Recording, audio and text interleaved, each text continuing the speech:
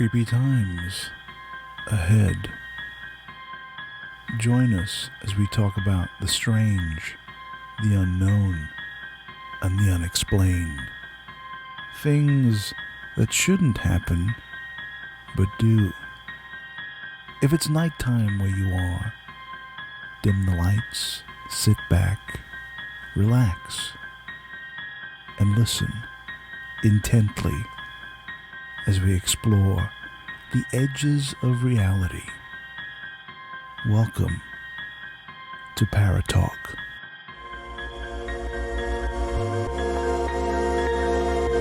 Sounds like a lot of supernatural baloney to me. Supernatural, perhaps. Baloney, perhaps not.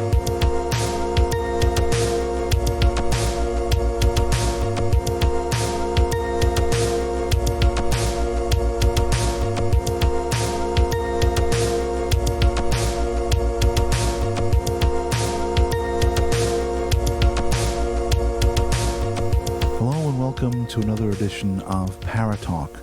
I'm Gareth Davis, and once again I'm joined by paranormal enthusiast Reeves Cook.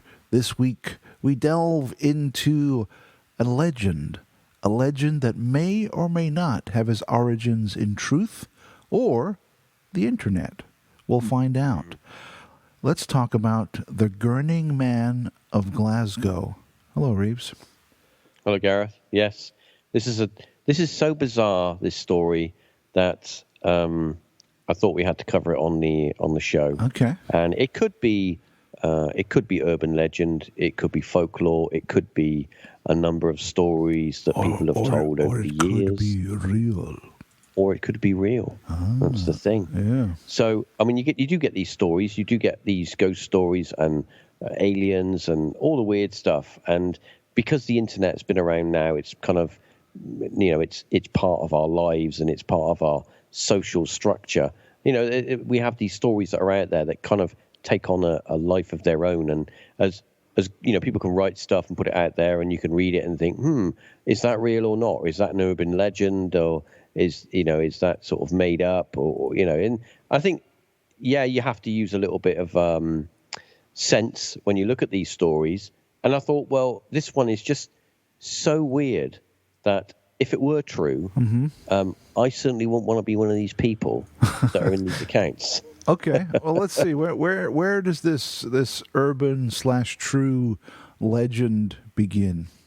Well, it goes back to 1954, and it's in the city of Glasgow. Now, Glasgow is broken up into, like any large city, it's broken up into areas and districts. Okay. Now, in this district, there are in this one district, the Gorbals district, there is a large necropolis. In the southern area was basically a large graveyard, but a very, very big graveyard. And this graveyard dates back to the 17th century. So you can imagine. When you say necropolis, Highgate Cemetery immediately popped into my mind. That kind of style. It's that old style. But there's a number of them, and this is one of them. So it's that kind of oldie style kind of graveyard.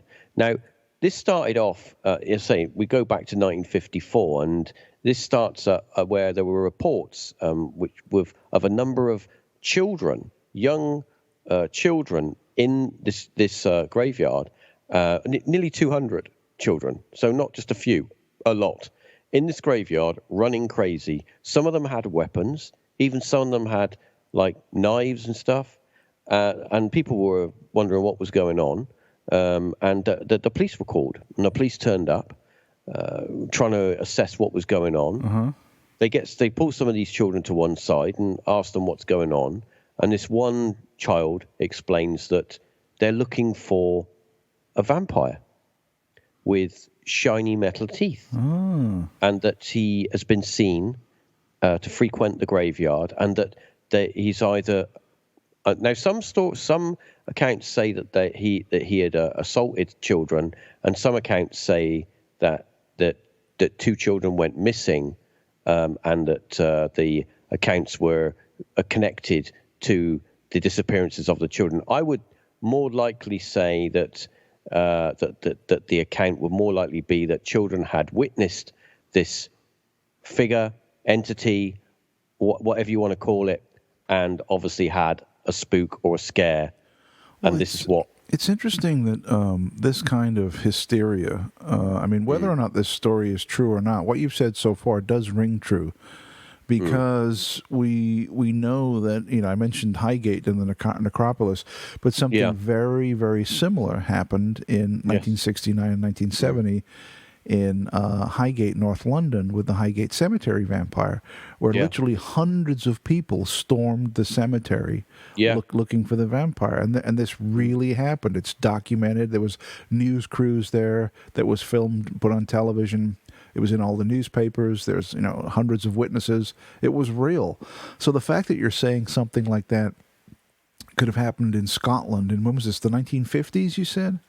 Yeah, back in '54, this first. Yeah. Now, whether or not it's true, I don't know, but it does ring true, and it is within the realms of possibilities that people would get all worked up and kind of storm the graveyard looking for this creature. Well, it took the police a number of hours to pretty much calm everyone down, calm the children down, and get them back together to disperse the crowds, because the children were saying, "Oh, I see him. He's over there." And of course, all the children would run in one direction after, this figure. But the police didn't see anything or see anyone. They couldn't. There was no one to arrest. Nothing there. So all they could do was kind of quell this micro uprising, and they did, and they quelled it and sent everyone home and cleared the area. Now the thing is that that you would think, that would be the end of it, no more. Police did interview some of the children, and of course they gave the account that this individual said that that he looked like a very old man, and that he had a very gaunt look to him, dark clothes, and that he had one of the things that really stood out was he had these silvery looking. And of course, immediately you think when someone's got pointy teeth or something different about their teeth, you immediately think, oh, it's a vampire. Obviously. They must, because it's in our pop culture, and, right. With Dracula and all that. Yeah, for sure. But and there are accounts out there of other manifestations of what people could liken to vampires, but maybe that's for another episode. Okay. But anyway, so I'd say a number of hours went by, and the police were able to break up these crowds and send them home. And kind of that was it. I mean, it kind of the people still talked about it, but there was no kind of nothing kind of came of it or anything after that. But it was some time later, and on to the sort of late 1970s that things actually started to happen and were being reported, and more people were experiencing what possibly these children had experienced all those years previous. Mm-hmm. So we have a different area of the city. It's called the Cross Hill District. It's kind of opposite to where we were earlier. It's call it not like a housing estate, but it's a built-up area. Okay. Being a city, and we've got a lot of houses and stuff like that. Yeah. And this first account is two young ladies have been out for the night, and they've been to a party and they've been having fun, and it's time for them to leave. And of course, in those days, unlike today, it was a little bit safer to walk the streets at night, and they decided to leave the party and take a walk home. It was very early in the morning, very quiet, no one around, everyone's in bed asleep, and they're walking in what I would call a built-up area. And they're on one side of the road, and they're casually walking home.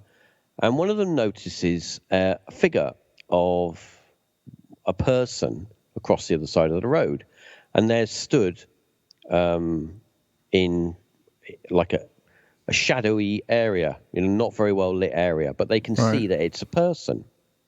And they look across and they think nothing of it. And the person's not really moving or anything. They just stood there. And then as they approach closer and they're opposite, they're one side of the road and this individual's the other side of the road, they can make out that there's something a bit weird about this person. And as they sort of stop in their tracks and they call out to the person, they don't get any response. And they're looking at the individual and they notice that the person, even though they're stood from their account, that they're stood still and this other person isn't moving, he's kind of shimmering. As if he's shimmering, like kind of shimmering and shaking. And they think that's a bit weird. He's not actually moving, but he's moving.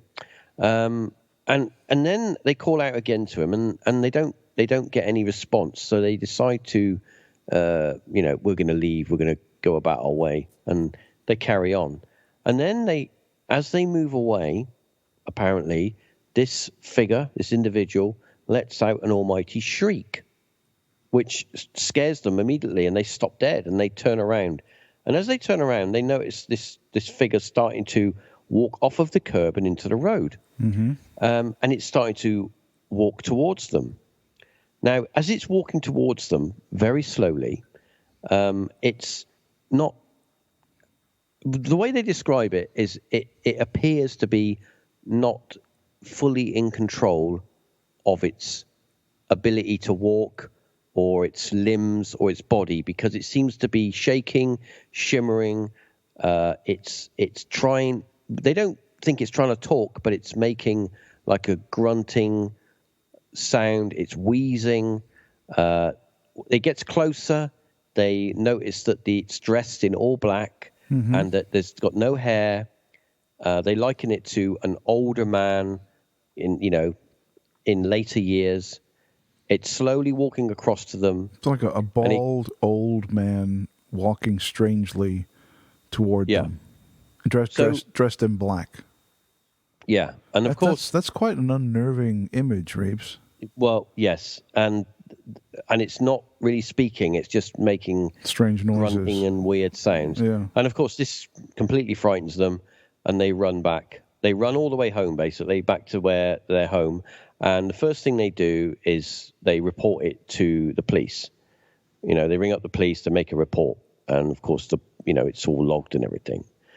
And they don't have any other, there's no other, they don't have any other experience with this.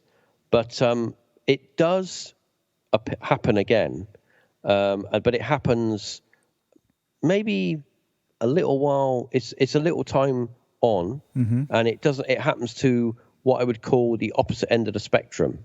Now, so sometime later, an older lady gets up early in the morning, and she is readying herself for the day. Right. And back in those days, you would put your milk bottles out for the milkman, and he would collect them and put you some more fresh milk.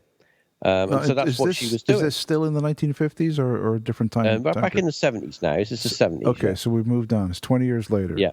The same year. Yeah, we're back in the 70s, but this is the same year, so the late 70s. We haven't got an exact year, but it's the late 70s. Okay. And it's the early hours of the morning once again. So everyone's pretty much still in bed, unless you're this lady's got up early to put her empty milk bottles out. And she walks to the thing and she's putting her milk bottles out. And she bends down to put her milk bottles up. And then she looks up. And apparently, according to her, as the story goes, she sees this. She hears it to start with. She hears like a clattering sound. And as she looks down the road, the view, because obviously it's still quite dark. It's not. It's morning, but it's still quite dark. Yeah. She sees a figure, and the figure is kind of just ambling along, not walking quickly, not walking slowly, just ambling, and it's walking into bins and knocking bins over. And it's wheezing. She can hear a wheezing, kind of grunting sound. And she kind of freezes on the spot. She doesn't know what to do. And she's looking and she's watching, like getting quite worried. And then she says that she notices that his eyes are not actually focusing on anything. It's looking all over the place. And then all of a sudden it kind of fixes its eyesight on her, and it starts to make a beeline for her. Now, this is the same description that the two girls experienced, right? Exactly the same. The bald guy, the dark suit, the dark bald clothes. guy, head tilted to one side, kind of limbs all over the place. Right. Not really in control of its ability. It's trying to walk, but not doing a very good job of it. And it starts to make a beeline for the lady. And of course, the old lady thinks she's going to get assaulted or whatnot. And she starts to get worried, and she's petrified. She's literally glued to the spot. And as this creature comes towards her closer, lets out a shriek. Right, just like before with the girls. Just like before. Yeah. But this lady then screams, because that's the only thing she can do. She needs to try and get attention. So she screams. Right. And as soon as she screams, this is where it gets a bit weird. As soon as she screams, the entity disappears, vanishes, gone. In front of her eyes, disappears. In front of her eyes. And this is where we start to, although it's a bit weird anyway, this is where the story starts to get a bit strange. Wait. Because wait. It's only just starting to get a bit strange? Well, we've just had something vanish into thin air. Exactly, yeah. And this is one account. But there is another account where one of the most, how can we put it? One of the most unnerving accounts is in a married couple who have got two young daughters. They were. This is a few years later now. Still, the back end. This is after like later 70s, early 80s, and this is in the residential area of the city. So obviously, once again, it's quite a built-up area, and a married couple. And a couple of daughters, and they're living in the house. This is like a residential home, and it's very early in the morning, and the wife is woken. She wakes up from her sleep, and she can hear like a rasping sound. You mean like breathing, kind of a yeah. Okay. Yeah. She hears this sound, and she thinks immediately that it's either her husband is snoring or there's something going on with her husband. So she turns to her husband, and he's fast asleep. He's not making any sound. She turns back, and as she turns back, she looks at the end of her bed, and she notices a figure stood at the end of her bed. And she's looking, and it's just looking straight at her. It's all dressed in black, the same as before. Same description. Yeah, distorted face, it looks like it's in pain or making this kind of rasping sound. And then it leans forward onto the bed and tries to walk up, hands and knees up towards her. That's absolutely. Let's think about that. That is absolutely terrifying. Horrific. Horrific. It's horrific. I mean, I can understand why terrifying. She can't move. She's petrified. But at that moment, as this is happening, at that moment, her husband is awoken, and he sits dead up in bed, and he hits the light, flicks the side light on for the room, and there's nothing in the room. Gone, vanished. The wife is obviously very, very unnerved by this. She tells her husband exactly what happened. He gets out of bed. He searches the whole house. Can't find anything. They've obviously report it, but they can't find a rational explanation to what it was. Now, the thing is, that is one of the more unnerving ones over the time. But there were another. That's one of the ones that where a manifestation happened in someone's home for no reason. Just out of the blue. Yeah. But there were another 5 of those incidents that were allegedly reported.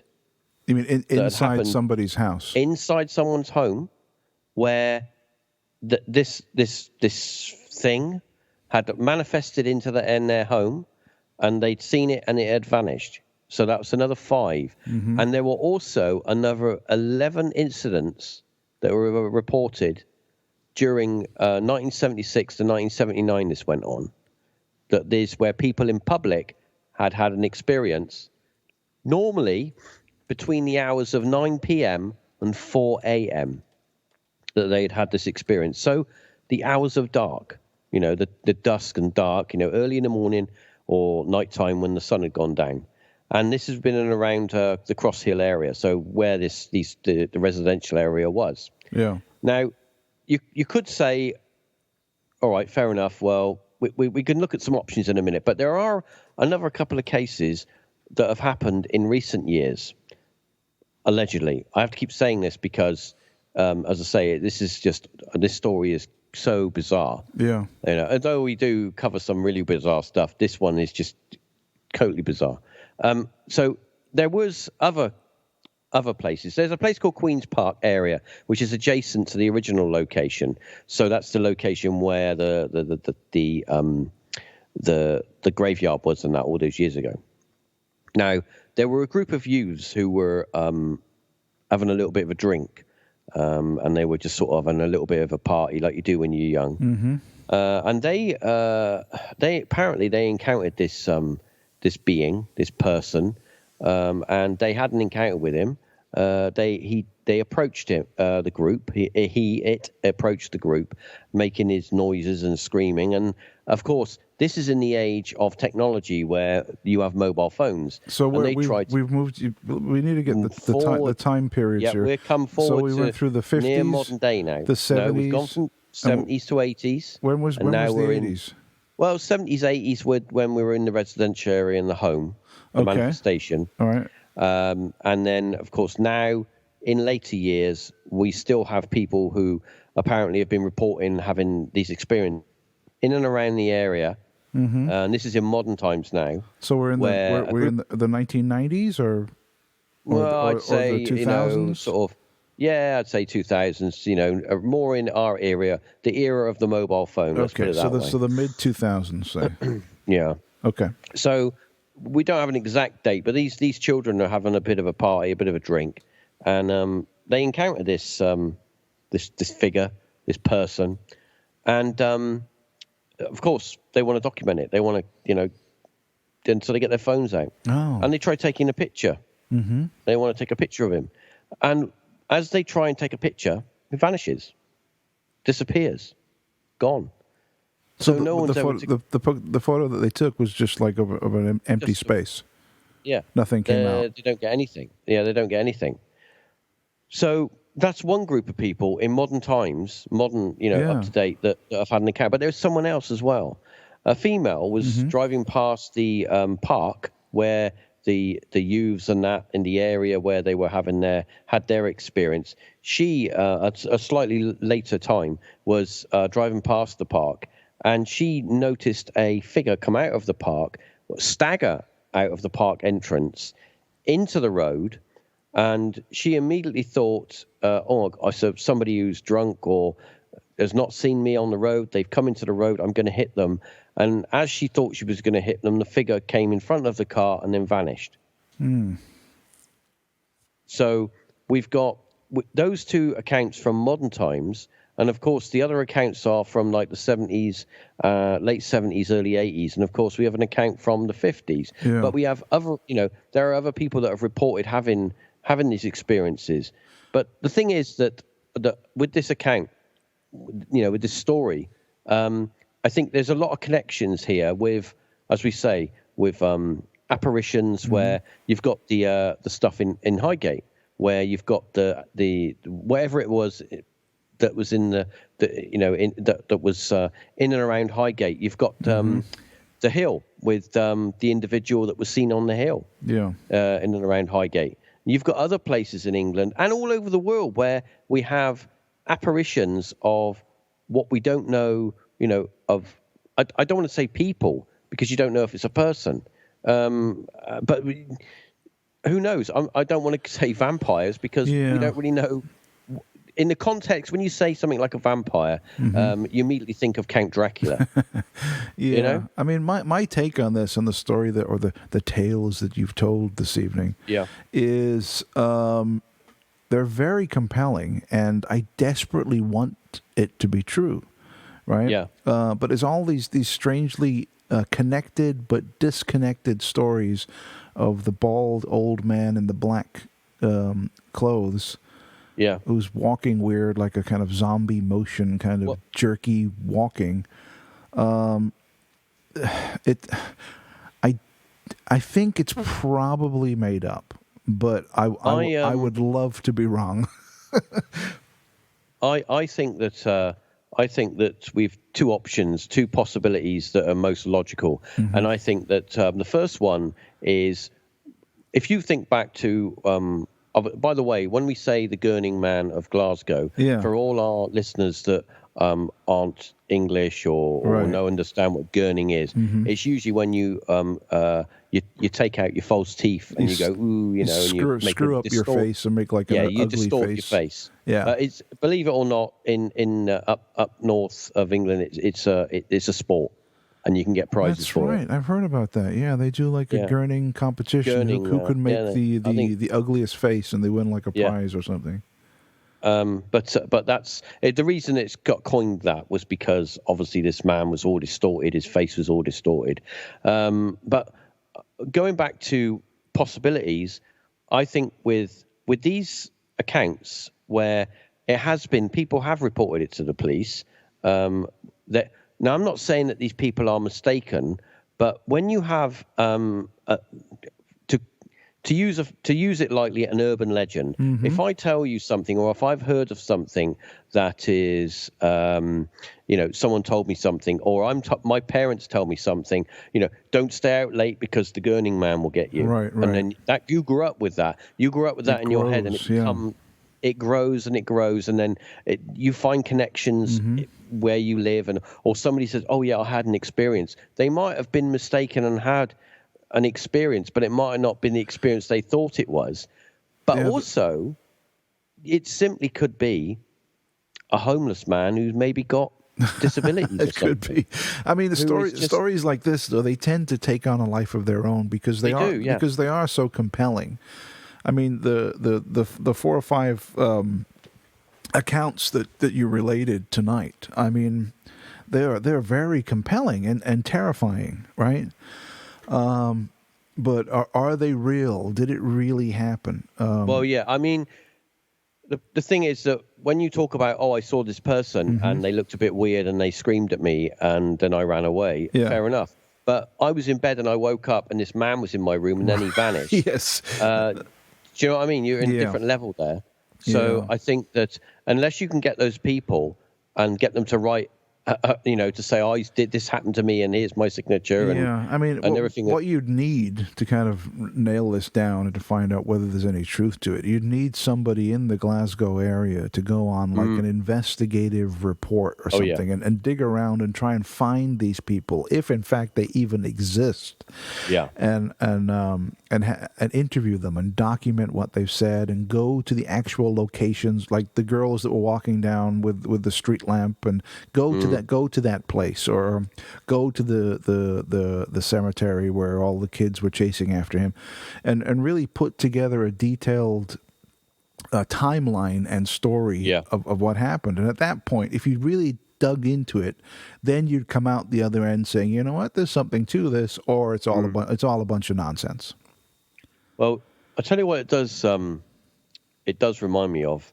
It reminds me of the show that was made in the 70s called The Vampire, that we watched not long ago with those school children. Yeah, it does. Who believed that a man that worked in a graveyard was a vampire. Yeah. And how the stories that they told each other got a life of their own. Yeah, exactly. And that's very true. It did. It kind of, and that all started from them watching a horror movie one night. Yeah. And then it just grew into like, well, this is really happening. And it might be something very similar to that's happening with the Gurning Man. In fact, that's probably the most likely explanation. But still, wouldn't it be great if there was a zombie walking around Glasgow? That'd be wonderful.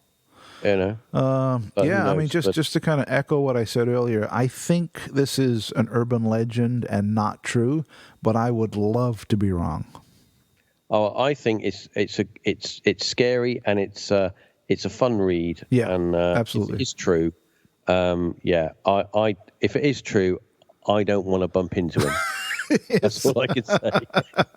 Absolutely. Well, thank you, Reeves. Another great one. You're welcome. The Gurning Man of Glasgow. Thank you so much. That was a great story. And thank you so much for listening, listeners.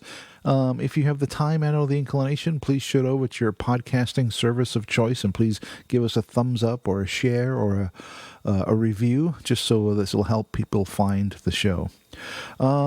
That about wraps it up for this week's edition of Paratalk, and we will be back very soon with some more Paratalk.